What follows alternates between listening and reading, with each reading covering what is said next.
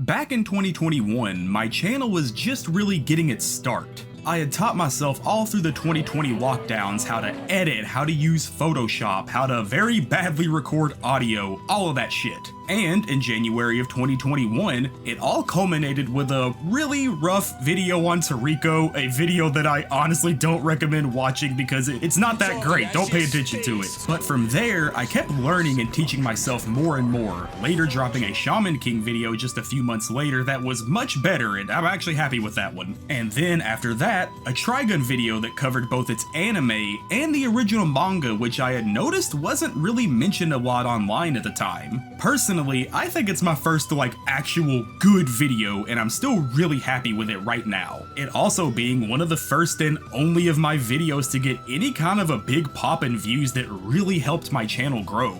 Thing is though, that pop didn't happen at first. It took almost an entire year, around 10 to 11 months, before the views really started climbing and it got any traction at all. If you came from watching that, shout out you fucking rule. But traction that was all coming from a big new announcement that somehow, some way, Trigun was coming back in 2023. A series I had poured my love into, a series I grew up with and remembered fondly as a kid. And now the series that was directly responsible for any major growth on this channel. I can't really describe the amount of random emotions I had when that new poster dropped and the first trailer had released, and I saw that the entire thing was 100% approved by Yasuhiro Nightow himself. On one hand, Trigun was back, who cares how, it's fucking back, my boy is here and I get to see him in action again, yeah! And on the other hand, it's back? A series that I love that could now end up with lackluster new content? It potentially just missing the mark? Vash's design being very different from the original and the anime itself being handled by Studio Orange, a team that is known for exclusively doing CGI anime, most notably Hoseki no Kuni and Beastars. So last year when all of this news dropped at once, I was washed over with both hype and worry, but eventually I just kicked back and decided, hey, when it's done, I can judge it. And now, 12 episodes later with a potential second season conclusion on the horizon, I can confidently say that while I do have some things to talk about, Trigun Stampede is not only a strong return to the series, it's one that understands and owns the world it's in, all while looking stylish as fuck. So first up, I want to review Stampede on its own, as for a lot of people, this will be their first introduction to Trigun as a series. And on that front, I'm happy to say that I think Stampede was a really good time. Following the basic framework of the original manga story, the plant children Vash and his brother Nai lived on the spacefaring siege ship that transported humanity across the galaxy to their potential new homes after ruining Earth, the boys being looked after by their mother figure named Rim, her raising them as her own sons. That is, until Nai goes Dicko mode one day and causes the entire fleet to crash on a desolate, arid planet. The survivors from the ships making their way into the desert to try and survive this harsh new world that wants them dead, with Vash and Nai separating from each other due to their philosophical differences on the value of human lives. From this point, Vash begins to walk a personal path of redemption in his eyes for the humans, wanting to help them survive and live because he feels a form of guilt for the crashing of the siege ships. And on the other side, Nai begins to kidnap his plant brethren the ships use to survive, plants themselves being otherworldly artificial beings that produce energy, which gives humans the power and resources to live, but at the cost of a plant's life. Nai choosing to rescue the plants from their eternal torture and killing any humans in his way.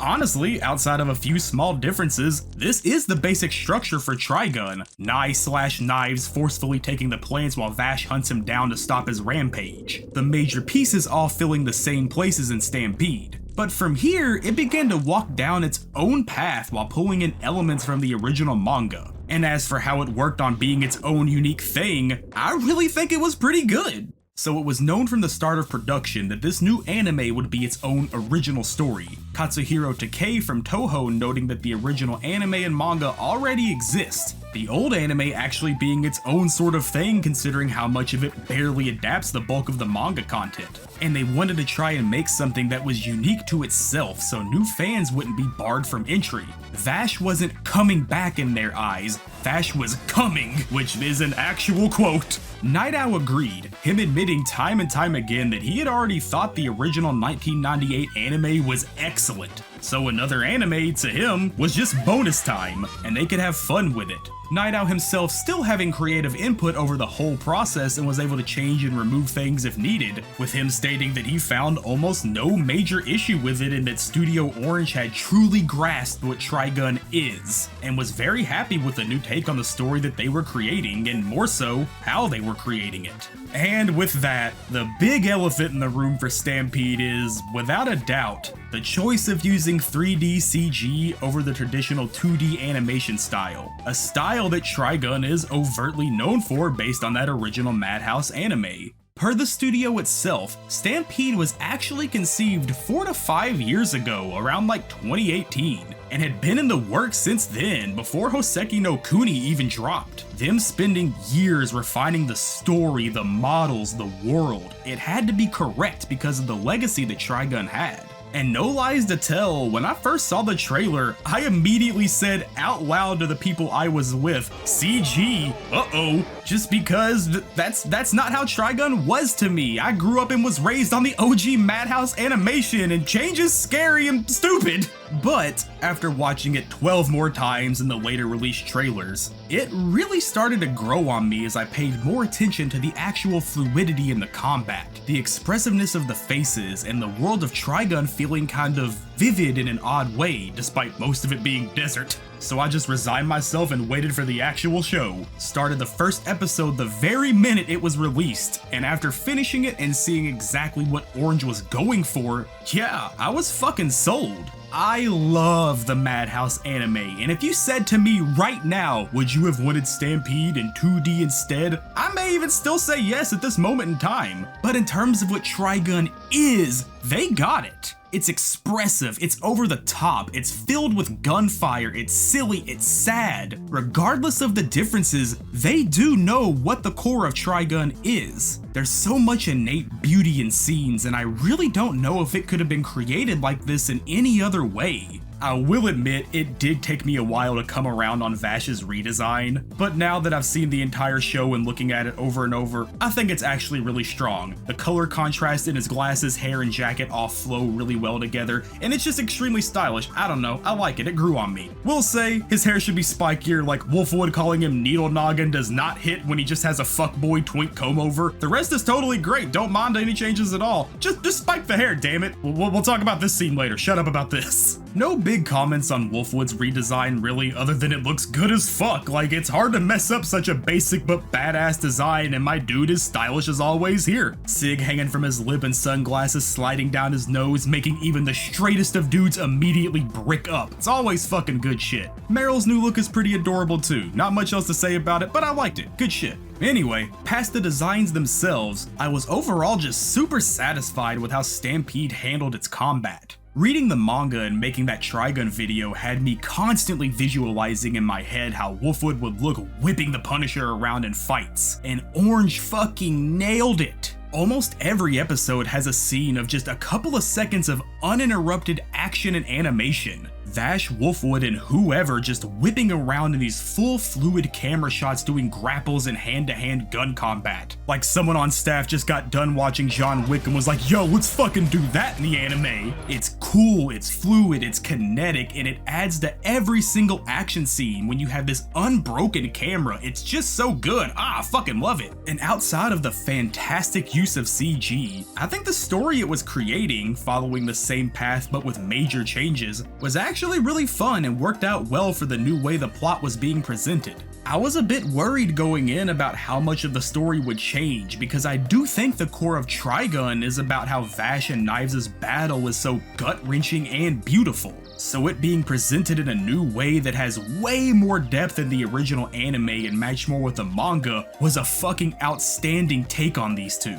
Between the understanding of how Trigun works and the consistently impressive animation by the entire staff, I legit do think that Stampede is a fucking solid return to a series that's a legend in the game. Also, they got Johnny Young Bosch back for Vash in the dub, and despite it being almost 25 years since his original voice acting debut and Trigun 98, and the voice not being exactly the same, man, it just fucking rules. Watching Johnny get to actually be a character that he has said over and over he has nothing but love for, Vash being the first actual character he voiced in an anime, man, it just fucking rules. This is great. This is that nostalgic shot to the heart that I needed. Stampede could be trash, but as long as Johnny is Vash, we're all good. 10 out of 10, who cares? Stampede's not going to appeal to everyone, and that's fine, honestly. The original anime and manga still exist and still whip ass. In fact, go read the manga, you fucks. I know 80% of you haven't, and it's the actual best form of Trigun.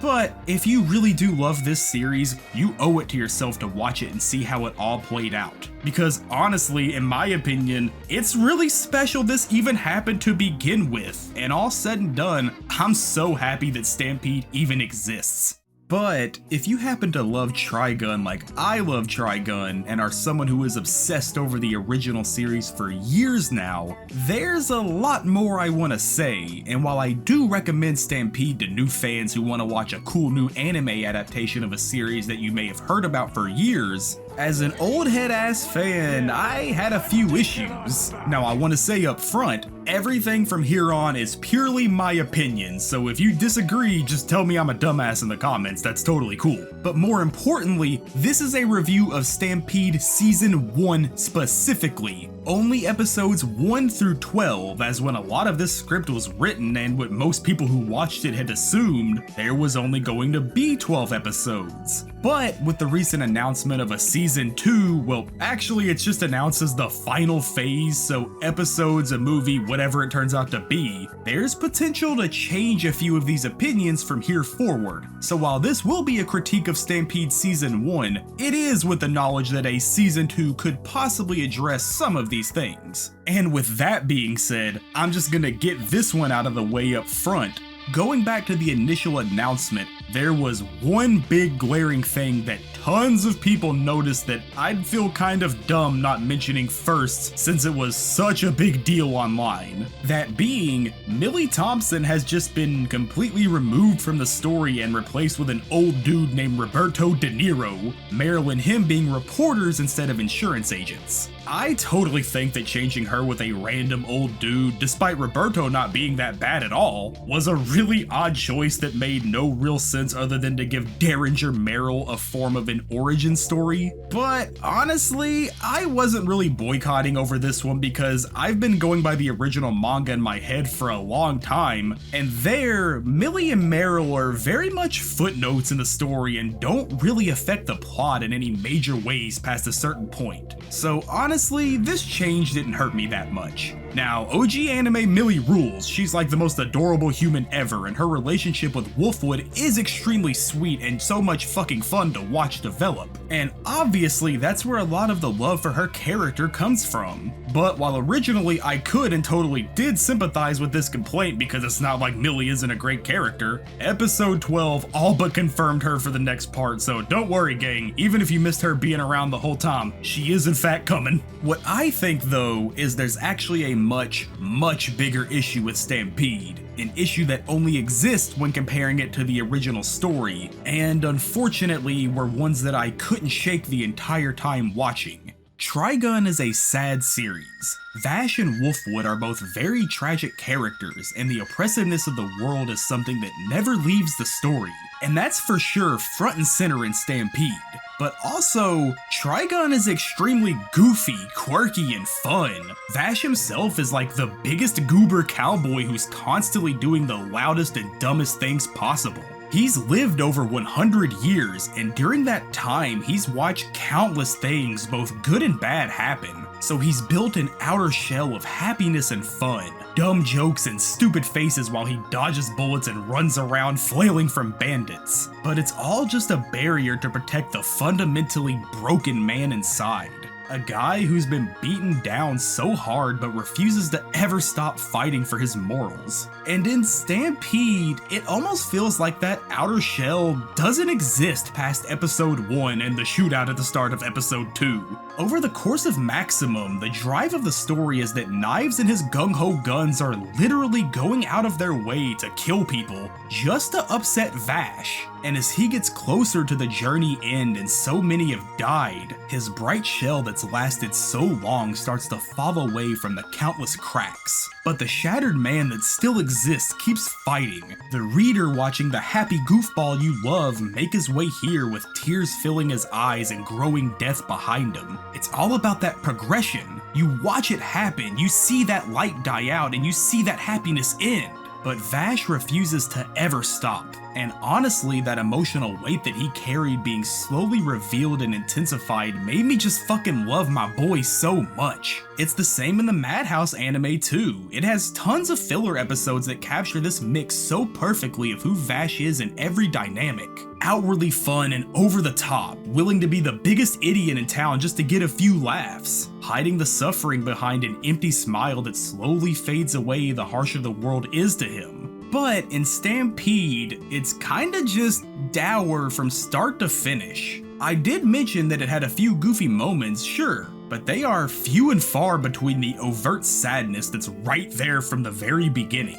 The transition from comedic to tragic isn't here, it's not in Vash himself. He's much more quietly reserved in a lot of scenes. His lighthearted, goofy silliness downplayed a lot, with him just being kind of sad from the start. And man, it really brought the overall vibe down for me. Now, it's not completely removed, he could still be a happy-go-lucky dude facing danger with a smile on his face. But Maximum and 98 feel like a slow walk down a bright path that just gets darker as it goes. And starting in what felt like the middle of that darkness just didn't hit as much for me. The philosophical debate of Vash's pacifism, Knives' extremism, and Wolfwood's middle ground of pure survival kinda felt shallow and barely a part of the story. And outside of the changes to the tone, the overall plot structure felt kind of odd at times. As of now, only 12 episodes exist, so if a season 2 happens and another 12 come out, maybe this can change. But some choices and alterations feel like random decisions that I don't know why they were made. It's shown early that Vash still has his attachment to Rim, it being his usual driving motivation. But her presence in the story is so minor in Stampede that it feels like a footnote until it's important to end the plot in the final 2 episodes. Both the manga and the original 98 anime let you know consistently how in everything Vash does, he's thinking about how he has to live up to Rim's memory, how she was the model he based his life around, how no matter what, it always comes back to her in Vash's mind. But here, she's just kinda relegated to only 2 real episodes and multiple repeating scenes. Hey, at least they got Tesla in. That made me so fucking happy. It's a much better motivation than Knives got the shit beat out of him by that one dude and decided,